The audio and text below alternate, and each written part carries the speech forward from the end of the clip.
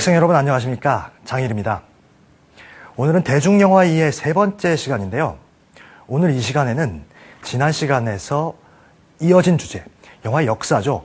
특히 이 무성영화와 유성영화, 무성영화로부터 유성영화에 이르기까지 라는 주제를 통해서 영화 역사, 초창기 영화의 역사를 살펴보도록 하겠습니다. 지난 시간에 제가 주의사항을 말씀드린 것처럼요.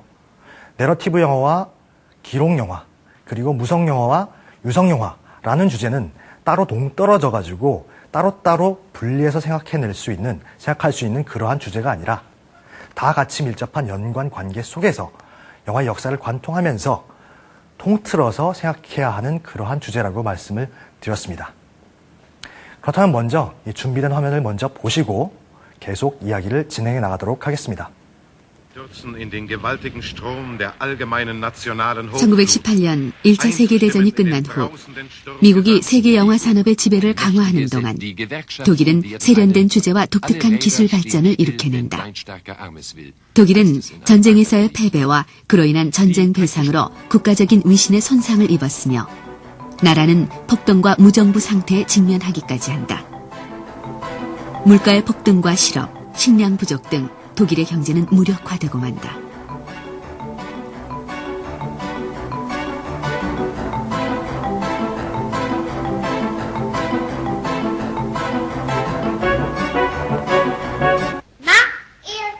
이러한 시기는 영화 예술인들에게 소위 표현주의 영화라고 불리우는 새로운 영화가 탄생할 수 있는 토대를 만들어주며 독특한 영화 세계를 펼쳐나간다.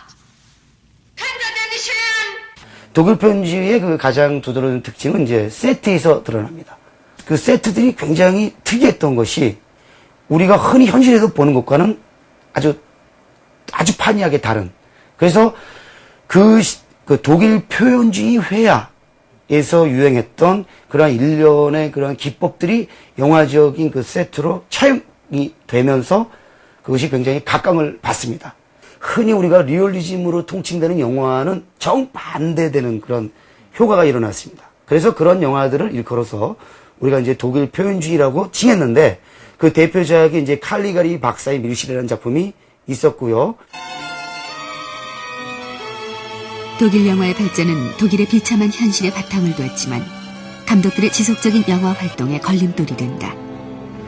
결국 독일 감독들은 훨씬 더 좋은 작업 환경과 조건을 찾아 헐리우드로 이주를 시작해 미국 영화 산업을 더욱 융성하게 만드는 결과를 초래한다. 드라큘라 시리즈와 프랑켄슈타인 같은 공포물의 등장은 미국으로 이주한 20년대 독일 감독들의 영향이라고 말할 수 있다.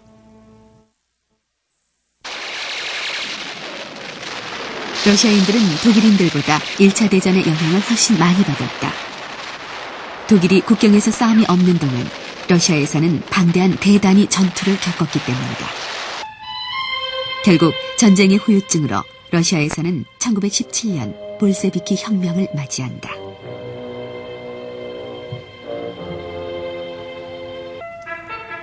혁명의 시기를 거치며 소련은 1925년이 돼서야 누구나가 인정하는 탁월한 무성영화의 시기가 시작된다. 10월 혁명을 이끌었던 혁명의 선봉장 레닌은 영화의 가능성과 힘을 그 누구보다 잘 파악하고 있었다.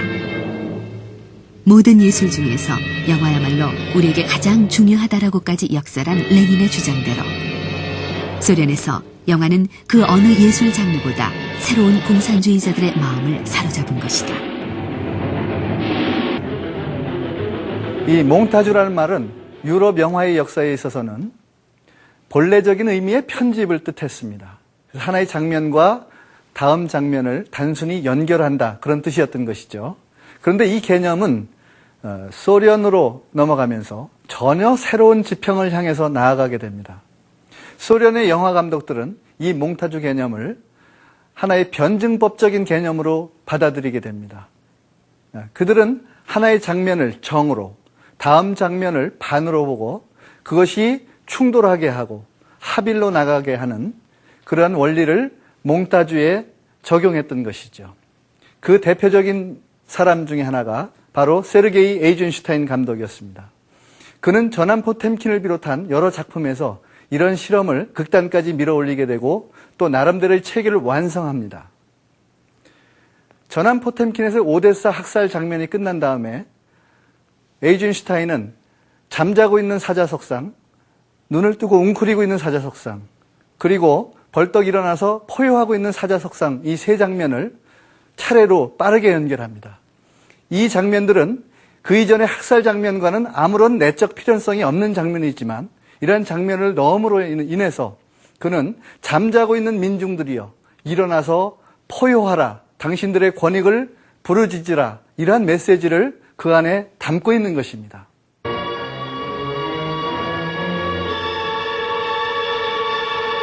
소련 영화는 이전의 어떤 나라의 영화들과도 달리 사회 정치적 목적을 띠며 정부의 검열을 받았다. 정부의 완전한 지원 속에서 소련 영화는 처음부터 소련 인민에게 혁명의 결과와 대의를 교육 고취시키려는 사회적 목적을 가지고 있었기 때문이다. 영화가 어떤 목적성을 지닌 수단으로 활용되는 것에 찬반 논쟁을 떠나 우리가 당시 소련 영화를 주목하는 이유는 당시 소련의 무성 영화가 교육적이며 사상을 주입시키는 역할을 담당하면서도 거대한 사회적 실험과 영상적 실험이라는 두 가지 영화적 사명을 훌륭히 이룩했기 때문이다. 프랑스의 영화 산업 역시 제1차 세계대전으로 인해 심각한 타격을 입다. 따라서 1910년대 후반에서 20년대 후반에 이르기까지 프랑스의 영화 산업은 미국의 영향을 강하게 받을 수밖에 없었는데 이에 아벨 강스, 루이 델리, 장 앱스탱, 제르맹 듈락 등의 감독들은 미국 할리우드 영화에 도전할 만한 새로운 영화 형식을 실험하기 시작했다. 이들 인상주의 감독들은 극중 인물의 의식을 최대한 드러내줄 수 있는 서사 형식의 창조에 주안점을 두었다. 이들은 영화의 주관성을 강조했고 극중 인물의 지각적인 경험과 인상을 주로 화면에 담으려 노력했다. 하지만 인상주의 감독들은 다분히 엘리트주의적이었고 강스의 나폴레옹이 처참한 흥행 실패를 겪음과 동시에 인상주의는 쇠퇴하게 됐다. 초현실주의는 인상주의에 비해 더 급진적인 사조라 말할 수 있겠다. 따라서 인상주의 감독들이 주류 영화 산업 내에서 활동했던 것에 비해서 초현실주의 감독들은 좀 더 개인적인 영역에서 자신만의 영화를 제작하는 경향이 있었다. 프로이트 심리학의 영향을 받은 초현실주의자들은 억제되지 않은 욕망이나 환상을 직접 드러내는 영화를 선호했다. 루이 부뉴엘의 안달루시아의 개와 제르맹 듈락의 조개껍질과 승려가 대표적인 초현실주의 작품이라고 할 수 있다. 특히 루이 부뉴엘은 50여 년 동안 꾸준히 초현실주의적인 전통을 이은 영화를 제작해왔다.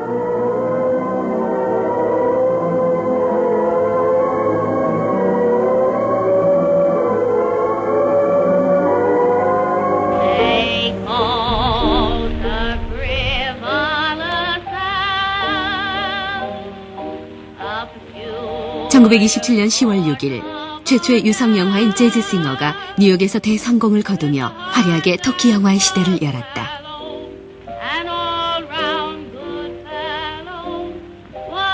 그러나 엄밀한 의미에서 재즈싱어는 완전한 유성 영화는 아니었다. 영화의 대부분은 여전히 무성으로 만들어졌으며 자막이 영화 중간중간에 흘러나와 줄거리를 전달해 주었다. 부분적으로 도입된 노랫소리만이 이 영화가 유성영화라는 사실을 알 수 있게 해줬지만 관객들은 이것만으로도 새로운 영화에 열렬한 지지를 보냈다.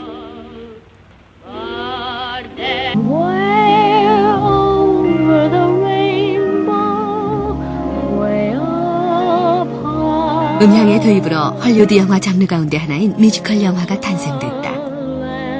또한 1930년대에 컬러 필름이 등장하면서 이 신기술을 활용한 영화들 역시 속속 등장한다. 빅터 플레밍 감독의 1939년작 오즈의 마법사는 초기 영화 역사에서 사운드와 컬러를 가장 효과적으로 사용한 작품으로 평가받는다. 아름다운 노랫소리와 함께 오즈의 마법사에서 흑백과 컬러 영상은 현실과 꿈의 세계를 구분하는 경계로 사용된다. 칼라 테크놀로지는 사실은 영화가 출연하는 시기부터 이미 부분적으로 시도가 됩니다. 그때는 이제 주로 손으로 그리는 거죠. 틴팅이라든지 좀 어려운 용어이긴 합니다만, 그런데 그것이 본격 과학적으로 실험돼서 그 대중적으로 선보여서 아주 큰 성공을 거둔 작품이 바로 그 유명한 바람과 함께 사라지다입니다. 그리고 그 전에 오즈의 마법사입니다. 오즈의 마법사하고 바람과 함께 사라지는 똑같이 1939년도 작품인데 오즈의 마법사는 반은 컬러고 반은 흑백입니다. 근데 지금도 아마 그 영화를 보면은 그 컬러 감각에 굉장히 놀랄 겁니다. 현실을 있는 그대로 재현하는데 컬러가 더 사실적인 거겠죠? 그런데 그 당시에 많은 사람들이 흑백을 더 리얼하게 받아들였다는 거예요. 그래서 컬러의 도입이라는 것은 결국에는 우리가 그동안 영화를 봐왔던 어떤 관점, 그리고 어떤 우리의 편견, 의식, 고정관념을 뒤바꾼다는 의미가 있었습니다.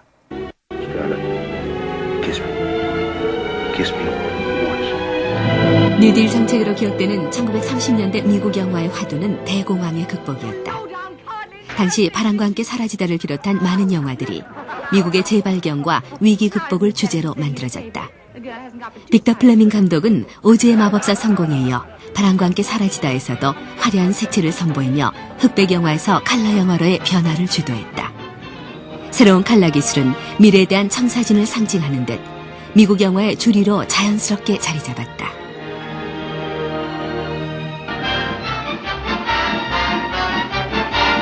(1940년대) 미국 영화는 오선 웰즈의 등장으로 다시 한번 도약의 발판을 마련한다.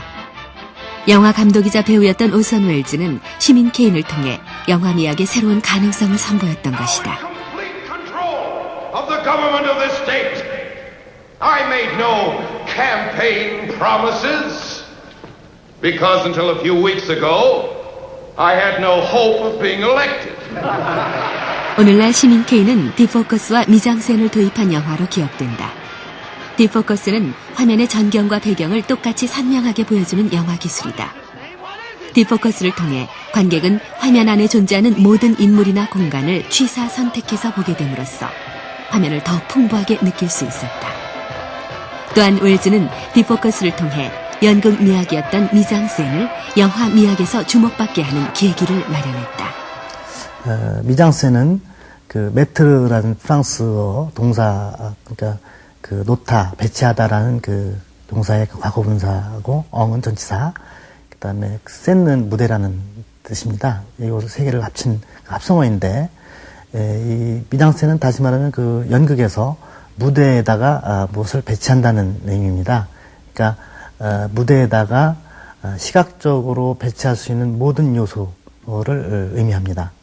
이것이 그 영화에 오면서 쇼트를 그 화면에다가 어떻게 구성하느냐에 대한 방법적인 문제로 귀착이 되는데, 시민 케인 이전의 영화는 그 화면 영역에 그 스토리적인 측면만을 강조해 왔는데, 시민 케인은 그 화면 영역에다가 그 공간의 깊이감이라든지 여러 가지 그 영화 감독의 그 미학적인 측면을 그 강화하는 그 계기가 마련되었다고 볼 수 있습니다.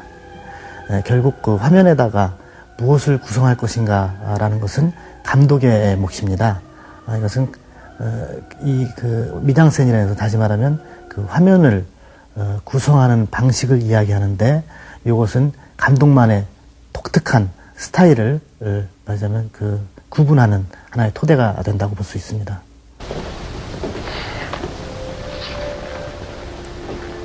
디포커스와 함께 미장센 개념에서 시민 케인을 단연 돋보이게 하는 장치는 천장을 보여주는 기술이었다.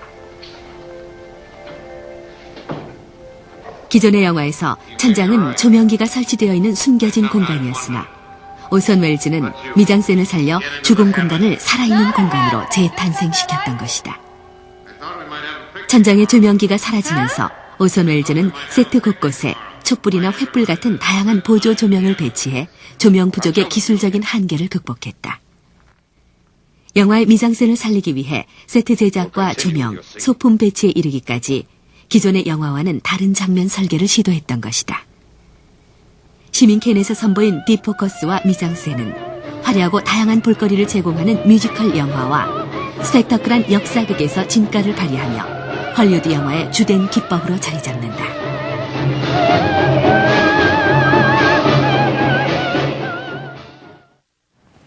화면을 통해서 이 다양한 영화들, 다양한 사조들, 그리고 영화의 역사 속에서 일어날 수 있는 다양한 현상들에 대해서 살펴보았습니다. 이 부분 중에서 제가 조금 중요하다고 생각하는 부분들에 대해서 부연 설명해드리겠는데요. 먼저 독일 표현주의입니다. 이 독일 표현주의라는 것이 기본적으로 1차 세계대전을 전후한 그 독일의 사회, 그 사회상을 반영하는 모습, 그 모습을 어떻게 드러낼 것인가 하는 형식적인 실험 등을 통해서 형성되었다라고 알려드렸었습니다. 이 독일 표현주의를 위해서 이 많은 영화 감독들과 스태프들이 노력을 했었는데요. 결국 1차 세계대전 이후에 독일 영화 산업이 무너지게 됨에 따라서 이 많은 영화인들이 미국으로 떠나게 됩니다. 왜냐하면 좀 더 좋은 제작 여건을 찾아서겠죠. 따라서 그 독일의 현지에 남아있는 그런 영화인들의 수는 급격히 감소하게 되는데요. 그 이후까지도 이 독일 표현주의의 대표적인 감독이라고 할 수 있는 이 프리츠 랑은 독일에 남아 있었습니다. 그의 메트로폴리스, 1927년 작품이죠. 메트로폴리스라는 영화를 독일에 남아서 만들게 되는데요. 하지만 이 영화 역시 이 나치즘의 전조가 아니냐라는 비판을 받게 되고, 곧이어 실제로 나치즘의 통치, 나치즘의 시대가 열리게 되죠. 그럼으로써 프리츠 랑 역시 결국 미국으로 향하게 됩니다. 독일을 등지게 되는 것이죠. 따라서 결과적으로 1920년대 후반 이후의 독일 영화는 이 미국 영화와의 경쟁에서 궁극적으로 밀릴 수밖에 없는 그러한 상황이 마련될 수밖에 없었고요. 결국 이 표현주의 사조의 독특함은 이 나치즘의 광기가 유럽 전역을 휩쓸면서 점차 그 힘을 잃게 됩니다. 한마디로 말해서 이 독일 표현주의는 파시즘 혹은 이 나치즘이라는 광기가 유럽 전역을 휩쓸기 이전에 그 사회의, 그 시대의 분위기를 그대로 반영해 주던 그러한 아주 의미 있는 사조였다라고 정리를 할 수 있을 것 같습니다. 현재까지도 필름 느와르 영화라고 하죠. 느와르나 이 공포 영화 등을 통해서 이 표현주의 사조에서 그 독특한 실험을 통해서 만들어냈던 여러 가지 기법들이 그대로 전해 내려오고 있다는 점을 감안해 본다면 이 독일 표현주의의 중요성은 그 두말 나위가 없을 것 같습니다. 또한 그 화면을 통해서 프랑스의 인상주의와 초현실주의에 대해서도 살펴보았었습니다. 기본적으로 인상주의와 초현실주의 역시 딱 자로잰 듯이 갈라놓을 수 있는 그런 독립된 사조는 아닙니다. 이름을 통해서, 감독들의 이름을 통해서도 느끼실 수 있었겠지만은, 이게 결국은 인상주의 감독과 초현실주의 감독은 한 사람이 두 사조에 속하기도 하고, 똑같은 영화가 어떨 때는 인상주의로, 어떨 때는 초현실주의에 속하기도 하면서, 결국은 궁극적으로 역사적인 맥락을 같이 하고 있는 사조다라고 말씀드릴 수 있겠는데요. 그 대표적인 그 감독으로서 언급을 했던 루이 부뉴엘 감독의 그 욕망의 모호한 대상이라는 영화가 있습니다. 이 욕망의 모호한 대상이라는 영화는 이 피에르 루이즈의 1898년 소설이죠. 인형과 여성이라는 소설을 영화한 작품인데요. 이 초현실주의적인 표현, 어떻게 보면 인상주의적인 전통을 이어받은 초현실주의적인 표현이죠. 그 표현을 보다 적나라하게 하기 위해서 한 여성의 역할을 두 명의 배우가 번갈아 가면서 하는 이런 독특한 시도를 하게 됩니다. 우리가 흔히 1인 2역은 많이 들어봤어도 2인 1역은 거의 들어본 적이 없겠죠. 이러한 시도들, 새로운 형식들, 새로운 시도들을 통해서 이 미국 영화와 대항할 수 있는 뭔가 새로운 영화들을 만들어내겠다라고 하는 것이 이 프랑스 인상주의, 초현실주의, 그리고 그 전에 독일 표현주의 감독들의 아주 궁극적인 의도였던 것 같습니다. 또한 이 영화의 역사상 이 아주 빼놓을 수 없는 중요한 주제죠. 이 사운드의 도입과 컬러의 도입입니다. 이 사운드가 도입되면서 영화가 이전까지 전달되지 않았던 이 목소리라는 측면, 음성이라는 측면이 직접적으로 관객들에게 전달되기 시작했다라고 말씀을 드렸는데요. 그런 의미에서 이전의 영화들과는 분명 다른 형태의 영화들이 발달을 하게 됐을 겁니다. 이 컬러의 도입과 더불어서 뭔가 볼거리를 보다 풍성하게 거기다 추가해가지고 음성적인 요소까지 가미를 해서 볼거리를 전달한다. 이 목표에 가장 적합한 장르가 과연 무엇일까요? 무성영화 시대의 볼거리라고 하는 것은 이 슬랩스틱을 바탕으로 한 어떤 인간의 몸을 그대로 보여준다거나 아니면 여러 가지 풍경들을 보여준다거나 하는 볼거리에 그쳤었습니다. 하지만 이 컬러와 사운드의 도입으로 인해서 볼거리, 라는 범위가 훨씬 더 커질 수밖에 없는 상황이었고 그 볼거리 중에 가장 대표적인 것은 당연히 춤과 노래였겠죠. 따라서 뮤지컬 영화가 헐리우드의 주된 장르로 급부상하게 된 것입니다. 화면을 통해서 보셨듯이 이 오즈의 마법사라는 장면은 이 음악과 볼거리, 칼라를 통한 볼거리를 동시에 아주 잘 전달한, 표현한 그 대표적인 작품이 되겠고요. 역시 바람과 함께 사라지다 역시 뮤지컬 영화는 아닙니다만 이 칼라를 통한 볼거리를 아주 적나라하게, 적절하게 관객들에게 표현해 줬다, 전달해 줬다는 점에서 영화의 역사상 아주 기억될 만한 작품이라고 할 수 있을 것 같습니다.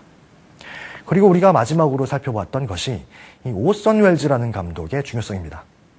디포커스, 미장센 등의 용어로 대표되는 이 감독의 이 새로운 실험들, 새로운 영화 기법들은 오늘날에는 너무도 자연스럽게, 너무도 당연한 듯이 이용되고 있어가지고 우리가 지금 이 시민 케인이라는 영화를 볼 때 왜 이 영화가 이 영화의 역사상 가장 훌륭한 영화로 꼽힐까라는 의문을 갖게 만듭니다. 왜냐하면 그 화면 자체는 현재 우리가 보고 있는 영화들 속에서 너무도 쉽게, 너무도 친숙하게 발견될 수 있는 기법이었고 그 형식이었기 때문이죠. 하지만 그것을 1940년대 처음으로 시도한 인물이 오선 웰즈라는 감독이었고 그것이 영화적으로 가장 완벽한 형태로 최초로 구현된 것이 시민 케인이라는 영화였다라는 점을 감안하신다면 왜 오선 웰즈라는 인물과 시민 케인이라는 영화가 영화사상 그토록 존경받는 인물이고 존경받는 영화인지를 충분히 이해하실 수 있을 것 같습니다.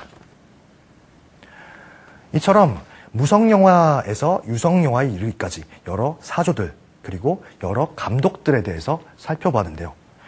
지난 시간에도 말씀드렸듯이 이 기록영화라고 하는 것이 내러티브 영화로 그 자리를 내주게 되는 그 영화의 역사상 무엇이 우위를 점하느냐. 또한 오늘 살펴본 것처럼 표현주의, 인상주의, 현실주의 이러한 형식적인 전통들이 각 시대별로 어느 지점에서 어느 시대에서 어느 나라에서 우위를 점하게 되는지 이것은 이 영화가 좋다, 나쁘다의 문제는 아닙니다. 이 사조가 좋다, 나쁘다의 문제가 아닌 것이죠.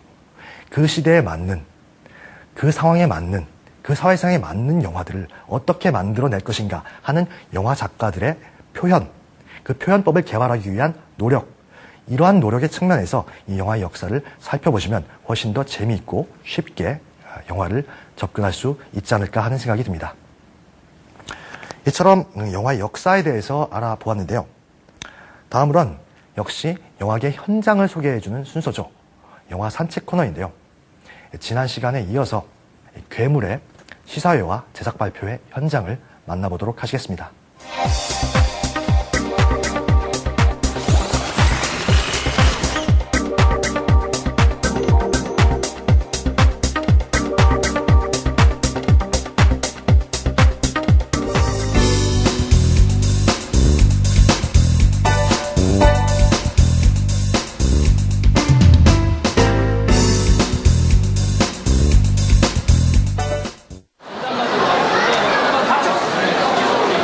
하호 씨, 레더나 씨, 박길 씨, 그리고 봉준호 감독님. 마이크를.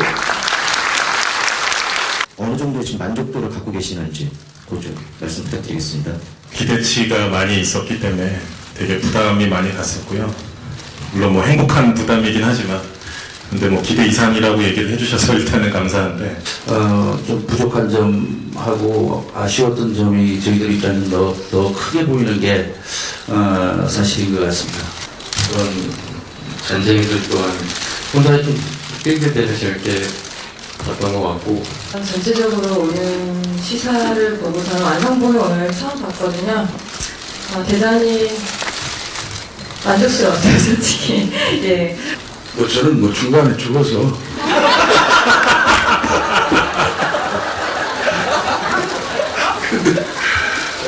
배우는 평생 만족을 못하고 사는 게 배우입니다.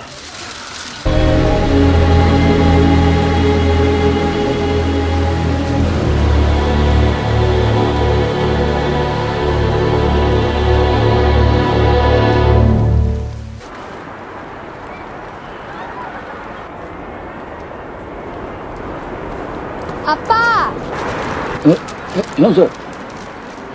같이 가! 깨라 좀 깽김에.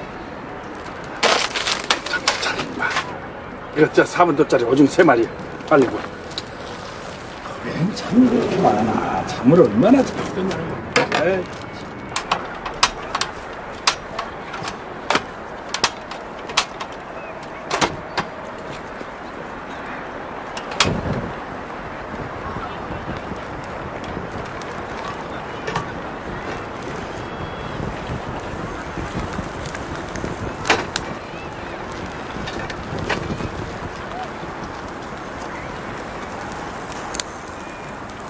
현수야! 5, 6, 8, 9, 10. 여기 4분도짜리 가져왔거든요. 아, 예. 갖다 놓으세요. 저 공사 장비네. 빼다 놓고 쓰는 거 아니야? 아니야? 아닌데 조금씩 움직여.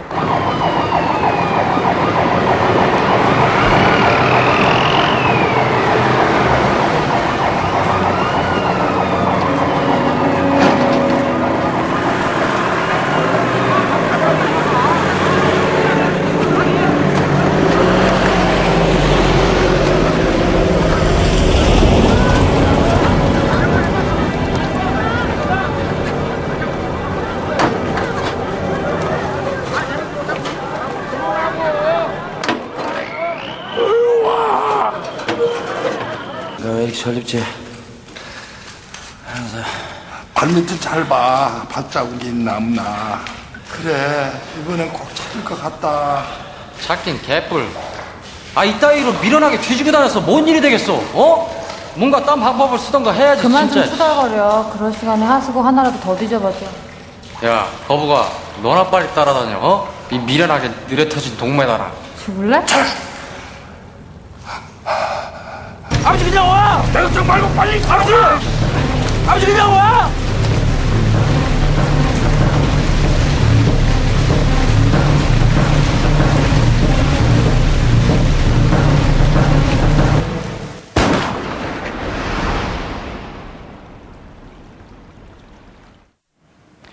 오늘 이 시간에는 지난 시간에 이어서 이 영화의 역사를 살펴보았는데요.